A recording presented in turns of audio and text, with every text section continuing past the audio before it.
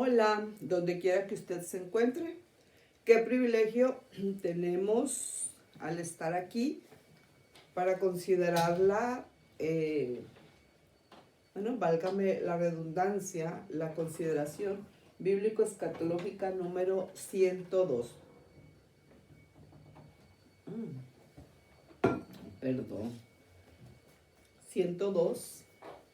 Estoy tomando agua calientita por mi garganta. Se me tiró un poquito aquí. Ok, la consideración bíblico-escatológica número 102. Dios, en el nombre de nuestro Señor Jesucristo, te damos muchas gracias por la oportunidad de estar aquí y ahora para tratar este asunto de tiempos finales. Gracias, Espíritu Santo, porque siempre nos guías.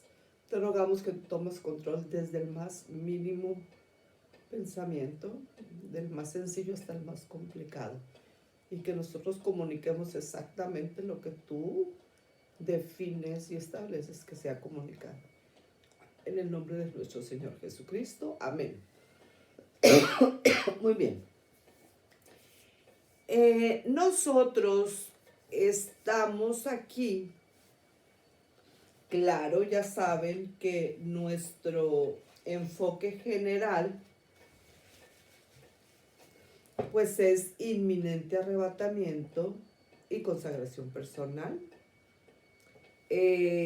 Nuestro enfoque particular pues es la profecía de las 70 semanas de Daniel, y nuestro enfoque específico pues ya sabemos que estamos en un paréntesis, ¿verdad?, donde tendríamos que hacer el consecutivo con respecto a las bodas del Cordero y a la manifestación gloriosa de nuestro Señor Jesucristo. Eso lo tenemos en espera, porque ustedes saben que cuando nosotros estamos hablando del enfoque específico, bueno, nosotros en algunas ocasiones vamos haciendo algunas inserciones que quedan en esa misma calidad de enfoque específico. ¿Por qué? Porque son tantos los asuntos, ¿verdad?, que debemos tratar. Entonces tratamos de hacerlo así como en general, particular y específico, pues en cada consideración bíblico-escatológica atendemos a los tres. Bueno, eso mismo se aplica en el enfoque específico, donde, por ejemplo, ahorita, bueno, tenemos el enfoque pausado, claro, que tiene que ver con la continuación de las bodas del Cordero y la manifestación gloriosa del Rey, ¿verdad? Bueno, pero ahora tenemos también, mientras está pausado eso, de las bodas del Cordero y la manifestación gloriosa de nuestro Señor Jesucristo, estamos añadiendo allí en ese mismo enfoque específico lo que tiene que ver con la malla escatológica, ¿ok? Con la malla escatológica vamos a ver ahora, con todo el favor de Dios, Cristo en la vida de Jeremías. ¿Por qué estamos viendo eso? Bueno, porque constantemente yo repito, constantemente yo digo que cuando nosotros estamos hablando de tiempos finales, perdón, que cuando nosotros estamos hablando de tiempos finales, no estamos hablando de ninguna cosa aislada.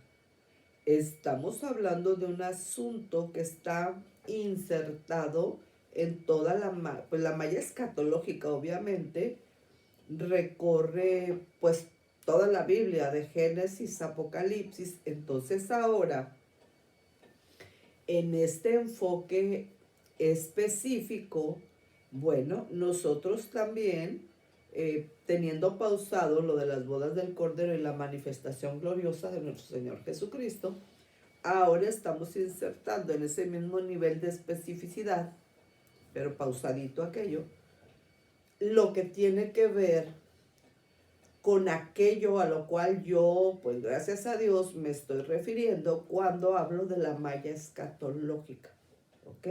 La malla escatológica, pues es el entretejido, pues que Dios ha permitido que quede allí por escrito en la palabra de Dios para que nosotros entendamos que esto que estamos hablando sobre la segunda venida de nuestro Señor Jesucristo, y bueno, de una manera específica con respecto a el próximo evento en el calendario profético de Dios, pues es, claro que sí, el inminente arrebatamiento. Y esto de la malla escatológica, bueno, nos va a aclarar a nosotros aquello a lo cual nos hemos referido cuando decimos que no es que nosotros estamos hablando de la inminencia del arrebatamiento solamente por un versículo, por un libro, no, estamos hablando de la malla escatológica. Entonces aquí estamos haciendo un redireccionamiento a Jeremías, ¿ok? Jeremías, pero vamos a seguir ahondando en este asunto. Perdón por todas las veces que tomé agua calientita, me sirve mucho a mi garganta. Nos va a servir para que veamos que claro que no. La inminencia del arrebatamiento, primera fase de la segunda venida de nuestro Señor Jesucristo, no es ningún asunto aislado y que es lo único, claro que no. Eso lo vamos a demostrar bíblicamente a través de la malla escatológica y en este caso, pues en esta ocasión, estamos tomando Cristo en la vida de Jeremías. Yo recomiendo en esa área, pues claro que sí, el libro Cristo en el Antiguo Testamento de José Luis Montecillos Chipres. Ok. Cuando nosotros estamos hablando de Cristo en la vida de Jeremías, en este redireccionamiento al objetivo específico, al enfoque específico de la consideración bíblico-escatológica número 102, bueno, nosotros deseamos, sí, claro que sí, deseamos ver en la persona de Jeremías un gran tipo del Señor Jesucristo y ver la terrible experiencia que sufre todo aquel que es fiel al llevar el mensaje de Dios a un mundo antagónico. ¿Ok? Entonces, quiero que ustedes ya solitos, ¿verdad? Ustedes en la quietud de su casita, que ustedes lean detenidamente Jeremías capítulo 1, versículos 1 al 10 y Jeremías capítulo 16, versículos 1 al 9, ¿ok? Para ir adentrándonos en este asunto de Cristo en la vida de Jeremías, bajo la especificidad de la malla escatológica con respecto a inminente arrebatamiento y consagración personal como tema general. Ok, entonces, es muy importante que nosotros tengamos en nuestra mente Jeremías capítulo 1, versículos 1 al 10 y Jeremías en el capítulo 16, versículos 1 al 9. Entonces dijimos que deseamos ver en la persona de Jeremías un gran tipo del Señor Jesucristo y ver la terrible experiencia que sufre todo aquel que es fiel al llevar el mensaje de Dios a un mundo antagónico, a un mundo contrario, a un mundo que se levanta como enemigo de la palabra de Dios, porque claro que sí, pues está siendo capitaneado por, pues ahora sí que por el mismo Satanás.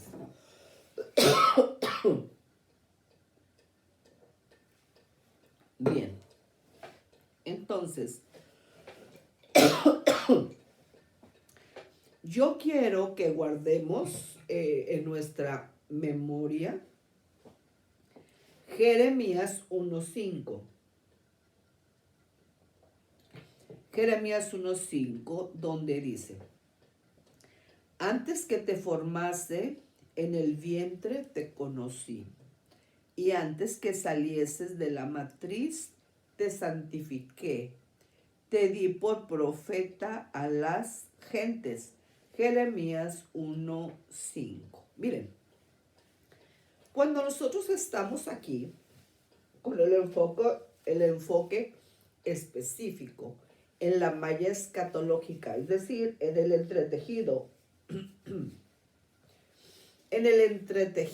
desde Génesis a Apocalipsis, que nos presenta la verdad bíblica sobre la segunda venida de nuestro Señor Jesucristo, bueno, más específicamente la primera fase, inminente arrebatamiento y consagración personal. Bueno, es muy importante que nosotros tengamos en nuestra mente el capítulo 13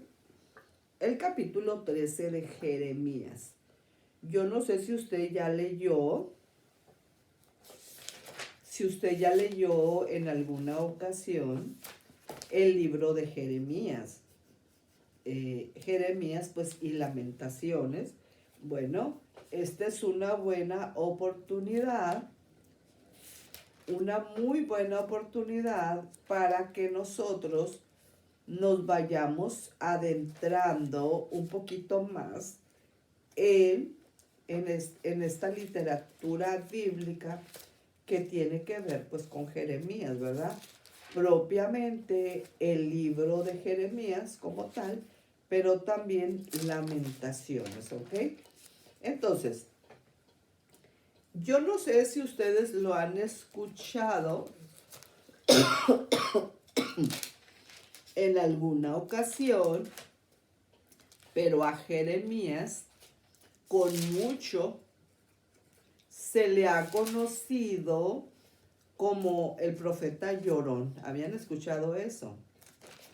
Y uno dice, bueno, pues ¿por qué le pusieron ese apodo a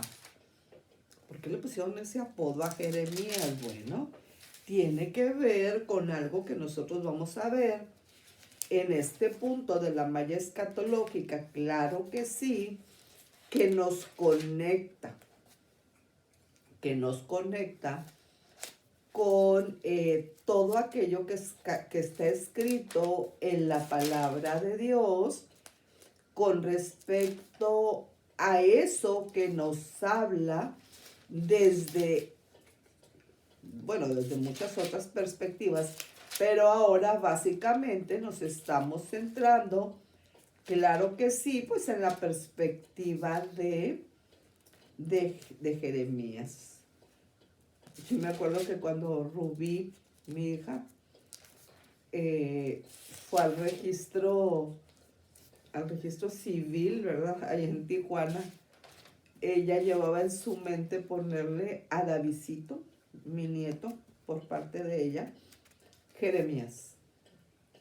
y bueno, por lo que ustedes quieran y manden, no se logró eso, ¿verdad?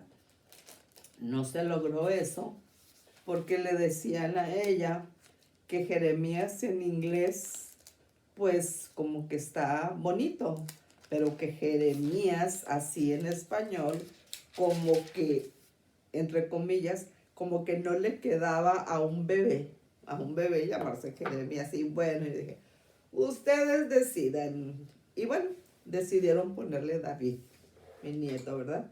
Entonces estuvo. Ya les pedí perdón, ¿verdad? Por todas las veces que tomé agua calientita, lo siento muy a gusto en mi garganta. Entonces, estuvo a punto de llamarse Jeremías, mi nieto. Bueno, porque la otra, pues es niña, ¿verdad? Es es mujercita. Bueno, miren, cuando nosotros en la especificidad, es decir, refiriéndonos al enfoque específico de la consideración bíblico-escatológica número 102, estamos haciendo un redireccionamiento a Cristo en la vida de Jeremías bajo la especificidad de la malla escatológica. Yo quiero que tomemos en cuenta, pues por la importancia que reviste, pues todo el libro, todo lo que la palabra de Dios nos dice sobre Jeremías, y claro que sí, sobre el asunto que nos ocupa, ¿verdad?, de tiempos finales. Quiero que vayamos y que le demos realce al capítulo 13. Si ustedes tienen su Biblia allí, pues me pueden acompañar, o si tienen su celular y pues la tienen ahí, pues también no hay ningún problema, porque sí es importante que nosotros vayamos poniendo, como digo yo, el puntito sobre la I latina, porque la Y o Y no tiene puntito, pero la I latina sí. Entonces vamos poniendo el puntito sobre la I latina y vamos haciendo un redireccionamiento ahora con respecto al capítulo 13 de Jeremías, para que vayamos observando las cuestiones esenciales que nosotros vamos a estar manejando con respecto a Jeremías. Entonces, bueno, ya dijimos que la base que nosotros manejamos pues como fundamental, como muchísimo, muy importante, totalmente importante, pues es lo que dice la Biblia. Y aquí estamos precisamente en el capítulo 13 de Jeremías, ¿ok? Acuérdense que uno de los, pues el fundamento más importante o la característica más importante de las más de 300 consideraciones bíblico-escatológicas aquí sobre tiempos finales, tiene que ver con la palabra de Dios, tiene que ver con la Biblia. Por eso digo, si la Biblia lo dice, lo digo yo. Si la Biblia no lo dice, no lo digo yo. Tan difícil y tan fácil como eso. Mire, usted puede ver en el mundo tantas cosas, sobre todo en estos tiempos finales, que nos ha tocado vivir tantas cosas. Si usted quiere entenderlo desde la raíz y quiere entenderlo como realmente es, bueno, atendamos a la palabra de Dios que hace muchos siglos nos ha dicho Él, Dios a través de su palabra, a qué se debe todo lo que estamos viendo en el mundo justamente ahora y también lo que viene muy pronto. ¿Para qué? Pues para que nos preparemos para enfrentar la eternidad. Muy bien. Vamos entonces a Jeremías 13 y dice así. Jeremías 13. La señal del cinto podrido. 13. Así me dijo Jehová, ve y cómprate un cinto de lino y cíñelo sobre tus hombros y no lo metas en agua. Y compré el cinto conforme a la palabra de Jehová y lo puse sobre mis lomos. Vino a mí segunda vez palabra de Jehová diciendo, toma el cinto que compraste que está sobre tus lomos y levántate y vete al Éufrates y escóndelo allá, en la hendidura de una peña. Fui pues y lo escondí junto al Éufrates, como Jehová me mandó.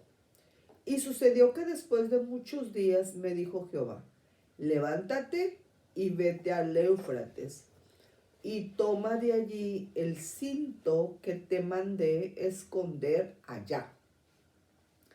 Entonces fui al Éufrates y cavé, y tomé el cinto del lugar donde lo había escondido, y he aquí que el cinto se había podrido, para ninguna cosa era bueno.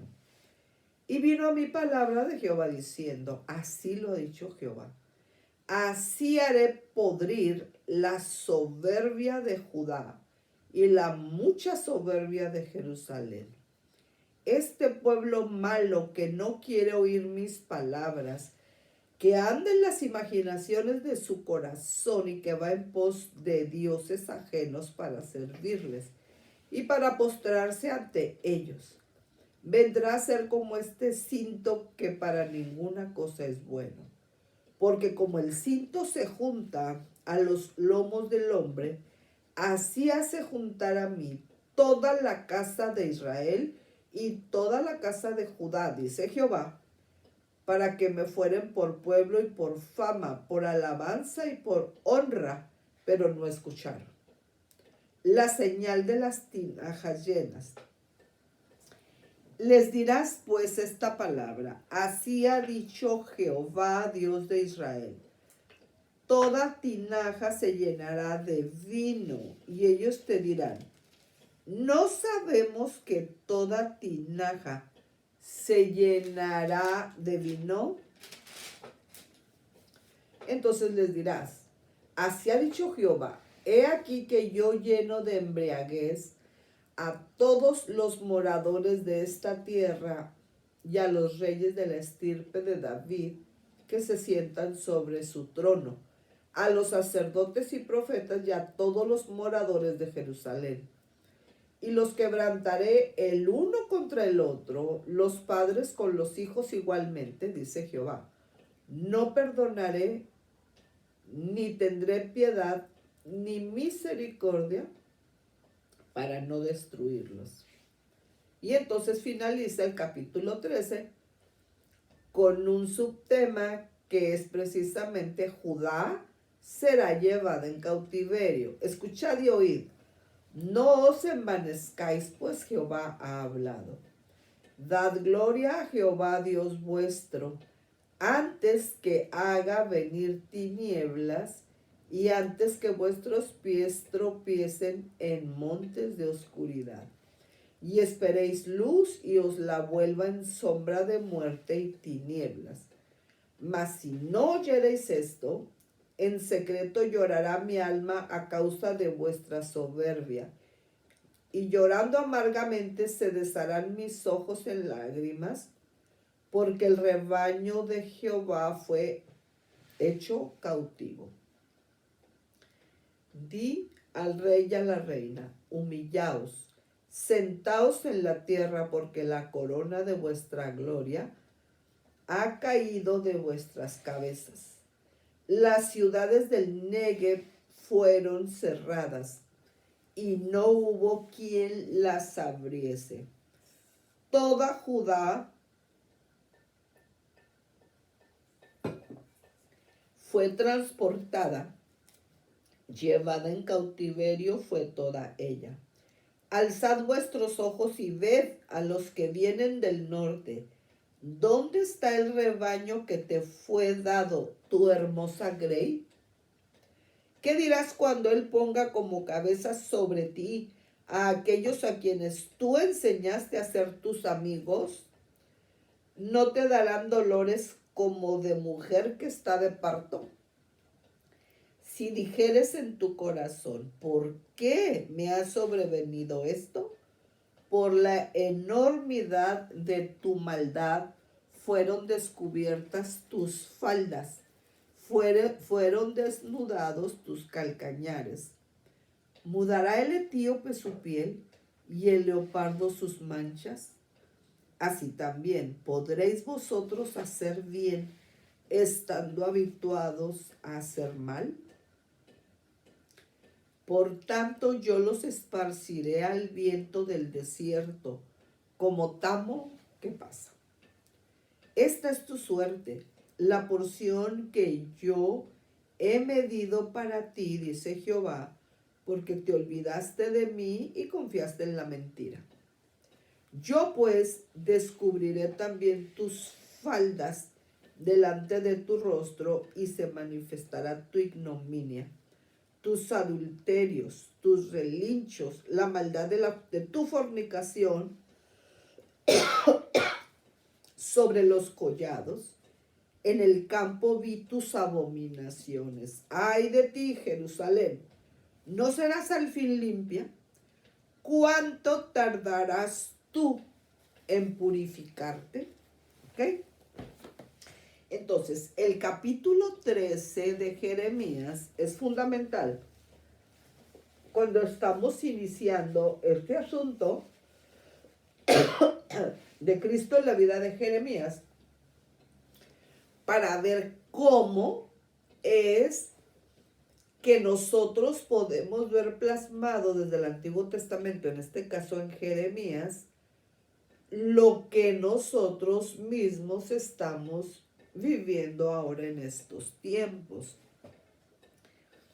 Era un tiempo cuando estaba el profeta demandando precisamente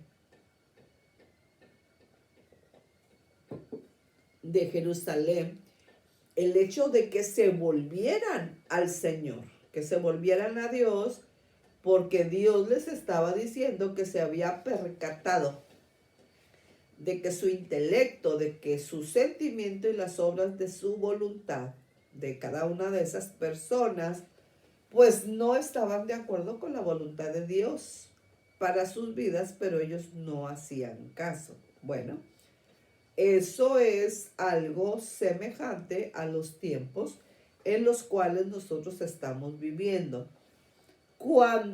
Aun cuando las personas están viendo todo lo que está pasando alrededor del mundo, no ceden en cuanto a la petición que Dios, por muchas formas y por muchos medios, está usando para llamar la atención de ellos y decirles: hey, es tiempo, es hora de que nos pongamos a cuentas con Dios. ¿Por qué? Porque necesitamos estar listos ya, en este caso, pues para enfrentar la eternidad. Y en aquel caso, pues también, porque como simples mortales, al morir, pues enfrentamos la eternidad. Bien, para que nosotros vayamos comprendiendo este asunto de la malla escatológica, ¿ok? En este caso a través de Cristo en la vida de Jeremías, ¿ok? Para ver cómo a través de toda la Biblia, pues, está presente el asunto que nos ocupa con respecto a la primera fase, y pues claro, también a la segunda fase, será la segunda venida de nuestro Señor Jesucristo, pero con un énfasis más pronunciado en la primera fase, es decir, el inminente arrebatamiento. Tengamos en nuestra mente lo siguiente, para que nos vayamos ubicando. Miren, vamos a ver cuáles fueron los reyes contemporáneos de Judá, ¿ok? Los reyes contemporáneos de Judá, reyes y cronología desde los tiempos de Jeremías, para que cuando los vayamos considerando en la palabra, sepamos a qué correlaciones nos estamos refiriendo. Entonces tenemos nosotros que en el año 627 antes de nuestro Señor Jesucristo, comenzó Josías sus reformas. Jeremías comenzó su ministerio en el año 13 de Josías, ¿ok? Entonces, en el 627 antes de nuestro Señor Jesucristo, comenzó Josías sus reformas. Jeremías comenzó su ministerio en el año número 13 de Josías. En el año 626, es decir, en el año 626, antes de nuestro Señor Jesucristo, se lleva a cabo el llamamiento. Estamos refiriéndonos a Jeremías, estamos viendo a Cristo en la vida de Jeremías. Entonces, llamamiento de Jeremías. Ocurre la invasión de los escitas, ¿okay? De ese pueblo. Ocurre la invasión escita, que eran hordas salvajes de la llanura del norte, ¿ok? En el año 621, 621 a.C., se lleva a cabo el hallazgo del libro.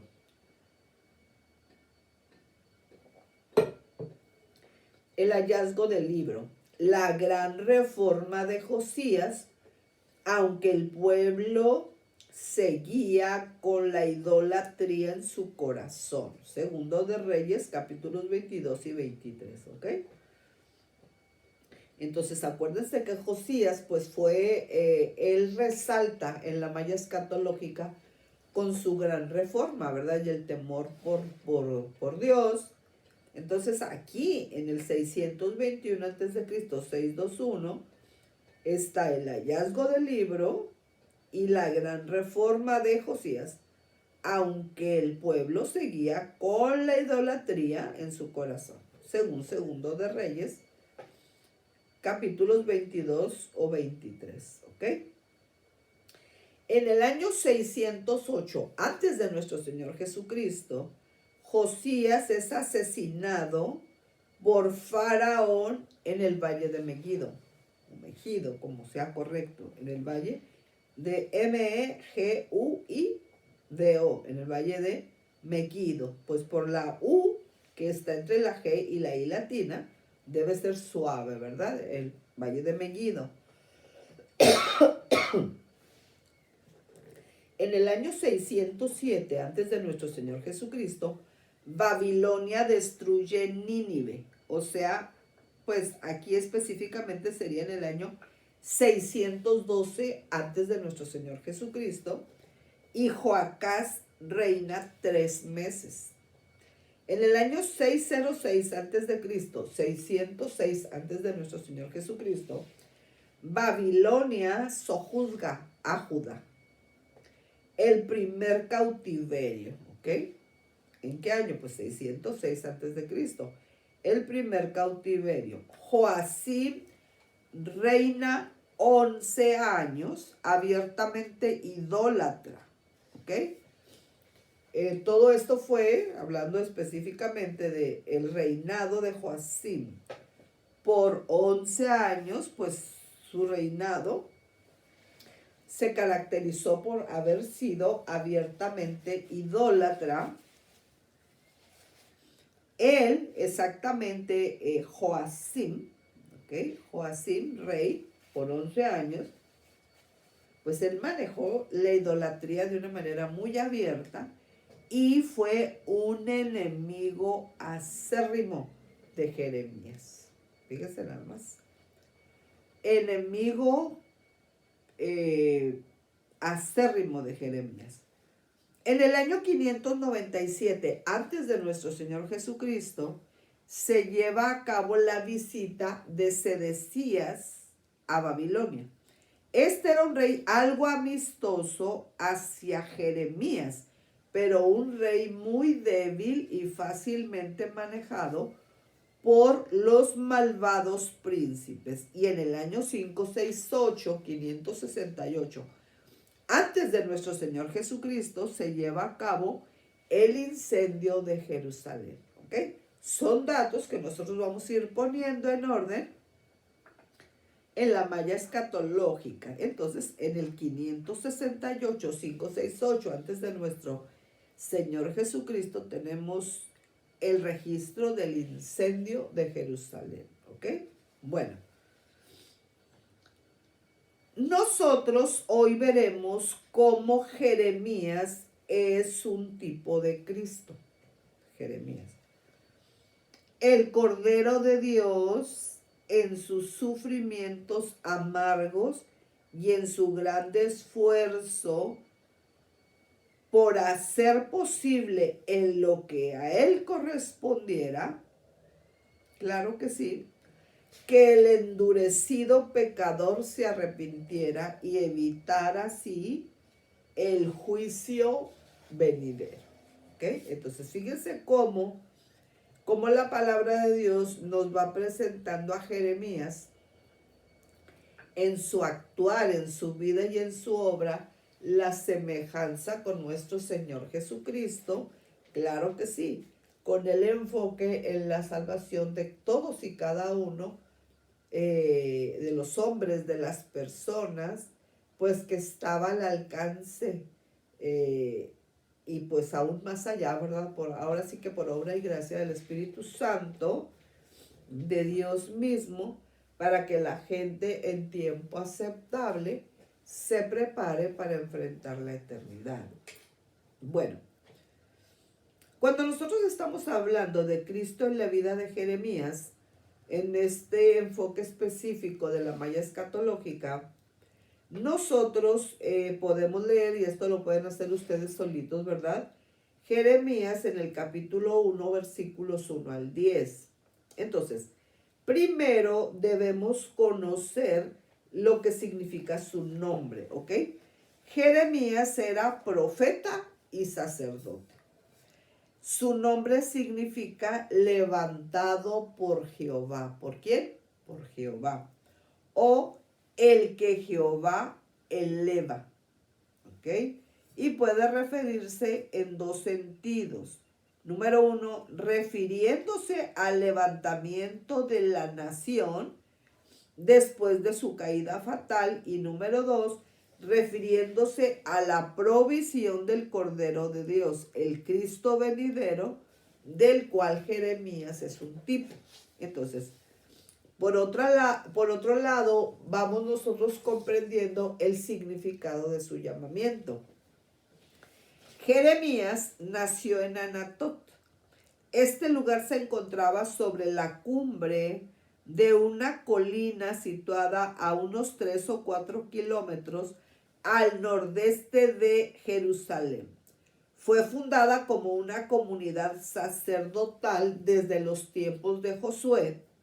Desde entonces sus sacerdotes habían proclamado la estricta sumisión a las leyes de Moisés. ¿Okay? El padre de Jeremías, Hilcías, uno de estos sacerdotes, educó a su hijo en devota reverencia a la ley mosaica y casi con toda seguridad, con la firme creencia de pertenecer a una tradición más antigua y más auténtica del sacerdocio que la predominante y corrompida Jerusalén. Parece ser que fue en el año 267, antes de nuestro Señor Jesucristo, entre los 18 y 25 años de edad, cuando Jeremías tomó conciencia de su vocación por vez primera. Dice Jeremías 1:4. Fue pues palabra de Jehová a mí diciendo. Jeremías 1:4. Jeremías necesitaba conocer con seguridad la persona que le enviaba. Dios se identificó a sí mismo mostrando su soberanía a Jeremías. ¿Cómo? Bueno, por una parte, en que le conocía antes de que naciese. Por otro lado, en que él motivó que naciera Jeremías, y también porque lo había separado, pues, específicamente para su servicio. La pregunta a estas alturas del partido es, ¿podía Jeremías evitar este momento de la verdad sobre el que dependía el futuro de su carrera? Jeremías intentó evadir su llamamiento no por motivos egoístas, sino más bien porque se sentía incompetente. Él señalaba que era niño, o sea, cuando Dios le llama, él decía que era niño, solo que la palabra hebrea para niño es nahar o nahar, N-A-A-R. Nahar podía referirse a cualquier edad hasta alrededor de los 45 años. Josué es llamado Nahar, como una comita para arriba, Nahar a los 45 años, según Éxodo 33:11. Entonces, El ministerio de Jeremías era para arrancar y destruir, para arruinar y derribar, para edificar y plantar. Pueden ver eso en el versículo 10. El terreno debe ser limpiado antes de que una nueva estructura se levante. Todavía es así en la predicación evangelística. ¿Qué paralelismo hay en este periodo de la vida de Jeremías con Cristo y con nosotros? Bueno, pues por ejemplo, Jeremías fue conocido antes que naciese. Cristo era conocido de Dios antes, claro, que naciese humanamente. Revisen ustedes Juan 17:5, Proverbios 8:27, Proverbios 8:30, etc. ¿Ok? Jeremías fue consagrado al ministerio antes que naciese. Cristo fue consagrado al sacrificio antes de que naciera. Vea primera de Pedro 1, 18 al 22 y Apocalipsis 13, 8. Entonces, nosotros, a semejanza de Pablo, hemos sido llamados al ministerio por su gracia, según Gálatas 1:15, Efesios 1:4, etc. Jeremías fue dado a la gente por profeta. Cristo fue dado al mundo por profeta. Lean Hechos 2, 22 al 23 y Juan 6, 14, etc. Jeremías tipificaba claramente la consagración y el llamamiento del Señor Jesús y de los suyos. Ok. Pero ¿qué es lo que tipifica su vida personal de Jeremías? Bueno, esto lo podemos ver nosotros en el capítulo 16 y versículos 1 al 13. ¿Ok? Jeremías 16, 1 al 13. En primer lugar, el significado de su estado civil, en los versículos 1 al 9. En algunos casos, la vida doméstica de los profetas fue usada para reforzar sus mensajes. Isaías y Oseas eran casados y dieron a sus hijos nombres que recordarían sus ideas más prominentes. Por ejemplo, en el caso de Isaías, Isaías tuvo como hijo, por ejemplo, a Sear-Jasub. S-E-A-R,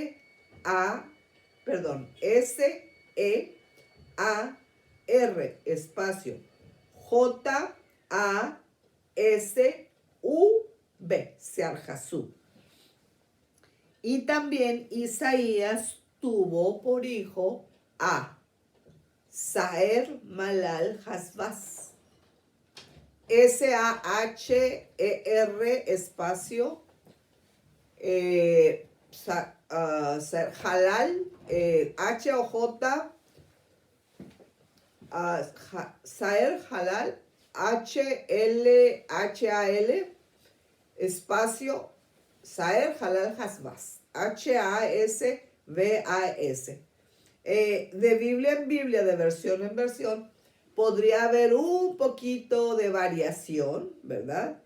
En cómo son pasados los nombres, pero básicamente es Sear-Jasub y Maher Salal Hasbaz. Estos dos hombres, esas dos personas, fueron hijos de Isaías, ¿ok? Entonces,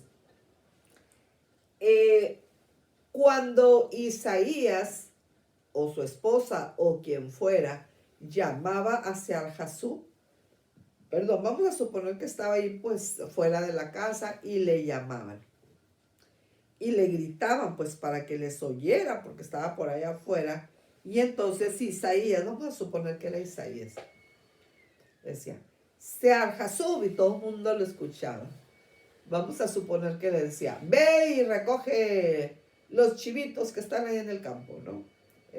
O a Maher Salal Hasbaz, que era el otro hijo, con nombre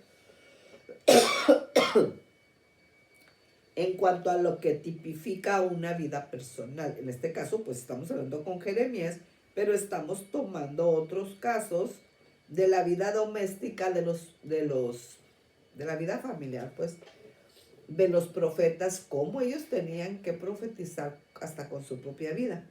Entonces, cuando le gritaban o le hablaban pues en voz fuerte a Maher Salal Hasbaz, eso significaba: pronto serán destruidos tus enemigos.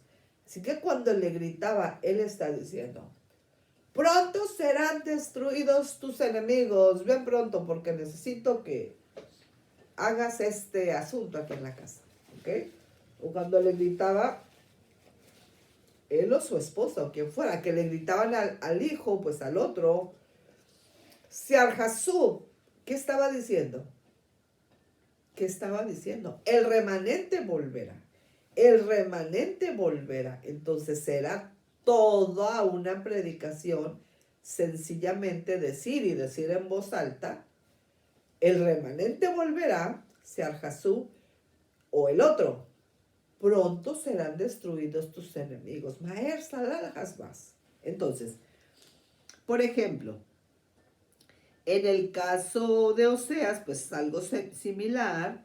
Entonces decimos que, por ejemplo, Isaías y Oseas eran casados y dieron a sus hijos nombres que recordarían sus ideas más prominentes. A Jeremías se le ordenó que permaneciera soltero como aplique, ¿ok?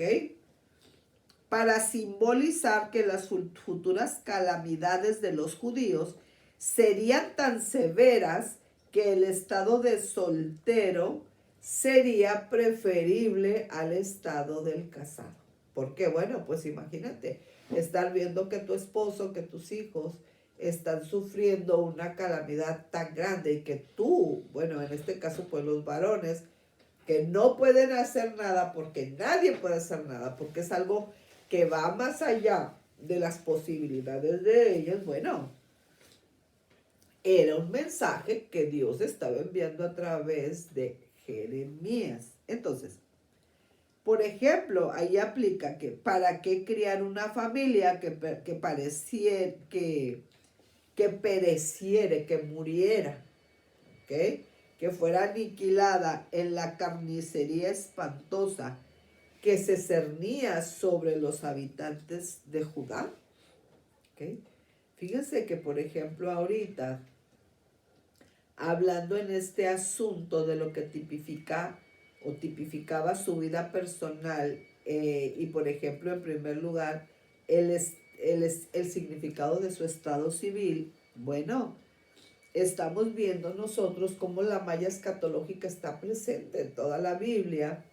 Y aquí, cuando yo estoy hablando de este punto específicamente con Jeremías, pero que también está pues aquí Isaías y Oseas, yo recuerdo esa parte de la Biblia donde dice: ay de las encintas, o sea, de las embarazadas y de las que están criando en aquel tiempo, ¿ok? ¿A qué se está refiriendo ahí? Estamos tomando una situación similar aquí, porque por ejemplo, eso se ha discutido en muchas áreas y en muchos aspectos. Uno que a mí se me ha quedado grabado es cuando algunos escatólogos en esa línea de pensamiento pues han dicho que cuando se lleve a cabo el inminente arrebatamiento, pues los muertos en Cristo resucitarán primero y luego nosotros, los que vivimos, seremos transformados, ¿verdad? Y luego pues llevados también, pero primero los muertos en Cristo resucitarán primero, ¿ok? Y luego nosotros los que vivimos seremos transformados y todo es en un abrir y cerrar de ojos. Bueno, ese momento, ese segundo o esa fracción de segundo ha sido muchas veces llevada a la mesa del diálogo, del análisis, ¿no? De escatólogos muy famosos que han dicho que en el momento que, por ejemplo, una mujer que tenga en su vientre un bebé, pues porque está embarazada, Obviamente que todos los bebés que estén pues en el cuerpo de una mujer que está pues en espera del bebé, obviamente que ese bebé va a ser, va a ser arrebatado, ¿ok? ¿Cómo es que el cuerpo de la mujer va a manejar ese momento? ¿Cómo lo va a manejar? Entonces, en detalles como estos, yo quiero que nosotros veamos y pensemos cómo la malla escatológica está insertada de una manera con un entretejido tan fino y tan perfecto, en este caso, en la vida de los profetas. Y estamos hablando aquí específicamente del profeta Jeremías, ¿ok? A él se le ordenó permanecer soltero como aplique, porque este es otro tema que tiene muchas repercusiones, por eso digo como aplique, para simbolizar que las futuras calamidades de los judíos serían tan severas que el estado de soltero sería preferible al de casado, ¿ok? Entonces, otra vez, cuando en el momento del inminente arrebatamiento, las mujeres que estén embarazadas, ¿ok? Y que son mujeres que son cristianas, que tienen a nuestro Señor Jesucristo como su Señor, pues ahí no hay ningún problema. ¿Por qué? Porque tan se va el bebé como se va la mamá. El problema es cuando ese bebé está en el vientre de una mujer que nunca quiso a nuestro Señor Jesucristo como su Salvador. Que cuando el Señor vino por su novia, esa mamá no estaba lista para ser arrebatada. Entonces ella no tenía, digamos, los requisitos que el Espíritu Santo muchas veces le había señalado para que estuviera lista para enfrentar la eternidad. Entonces, ¿cómo es que esa mujer va a enfrentar en su cuerpo físico el hecho de que su bebé sea arrebatado? ¿Ok? Hace poco, bueno, no hace poco. Pocos años sí, pero no hace poco tiempo realmente. Yo escuché a una mujer que estaba en el tratamiento, vamos a decir, en la consideración de el asunto del arrebatamiento. Y se estaba hablando, era un programa en la televisión, así pues a gran escala, y una de las mujeres que estaba allí dijo, yo sé, dijo, que mis hijos, y estaba incluyendo también al bebé del cual estaba embarazada, yo sé que mis hijos, pues sí van a ser arrebatados, porque pues los niños, ¿verdad? En la edad estamos hablando de los niños en la edad que corresponda, como aplique, pues ahorita no vamos a ver ese tema, que van a ser arrebatados. Dijo, yo estoy segura que yo no voy a ser arrebatada, así dijo ella. Y entonces se hizo énfasis al bebé que ella tenía en su vientre.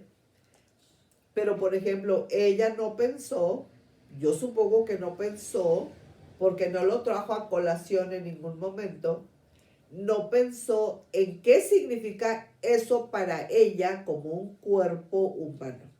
Entonces, es muy importante que nosotros vayamos comprendiendo, porque es muy importante que nosotros estemos listos ya para enfrentar la eternidad, porque cuando nosotros estamos diciendo semana 70, estamos hablando de tribulación más gran tribulación. Muy bien, aquí, a estas alturas, yo voy a terminar, con el favor de Dios, la consideración bíblico-escatológica número 102, ¿ok? La número 102, porque el tiempo se está agotando y entonces, pues ya de aquí en adelante, con el favor de Dios, cuando nosotros veamos la consideración bíblico-escatológica número 103, seguiremos adelante con este asunto de Cristo en la vida de Jeremías, viendo cómo en todo el entretejido de la malla escatológica, Dios nos está poniendo en evidencia que este asunto de la segunda venida de nuestro Señor Jesucristo, como aplique en la primera fase inminente arrebatamiento, como aplique en la segunda fase de la segunda venida de nuestro Señor Jesucristo, propiamente dicho, bueno, que nosotros veamos que no es un tema aislado. Ay, pues está por allá en un versículo. No, un versículo aislado que nadie conoce, que ni al caso. No, estamos viendo cómo está en este caso, cuando estamos viendo Cristo en la vida de Jeremías, cómo Dios está hablando de algo que es parte de la historia completa de la salvación.